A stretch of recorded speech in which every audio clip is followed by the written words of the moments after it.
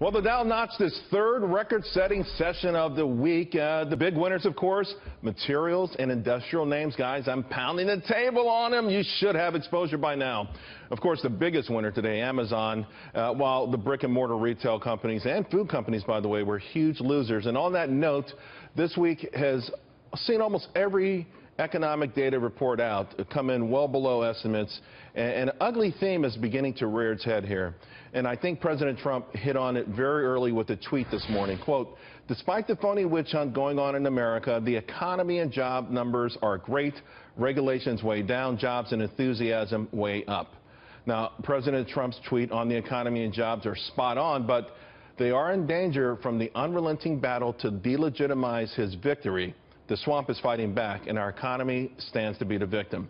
Today's consumer sentiment survey came in significantly below Wall Street consensus. In fact, back to the lowest level since November of last year. The index of consumer sentiment down 2.7%, current conditions down 1.9%, expectations down 3.4%. You know when the big turn began? Exactly June 8th, when millions of people watched former FBI Director James Comey testify before the Senate Intel Committee.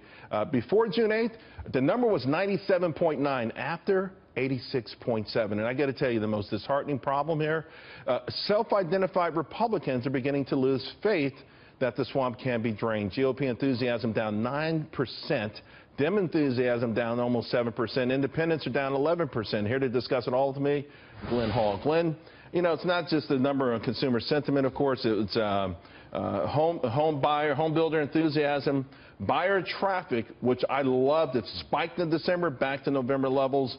Do you see what I'm seeing here?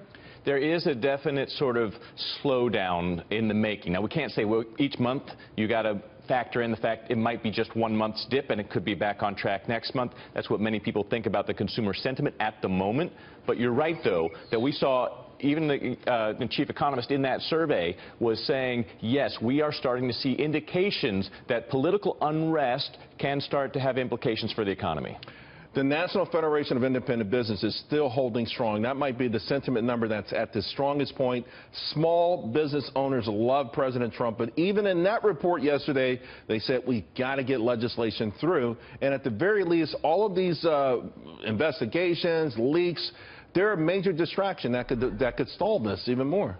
That's an important topic, and we've seen that with reporting that our own Wall Street Journal's Janet Hook, talking to Trump supporters who we've been following for a long time, has started to say that this month as well, that we really are getting concerned that action isn't happening. Now, they're not necessarily blaming the president, but they're concerned that what they were promised isn't happening, and that's worrying them about the economy. So, in your mind, what does this mean for the stock market rally?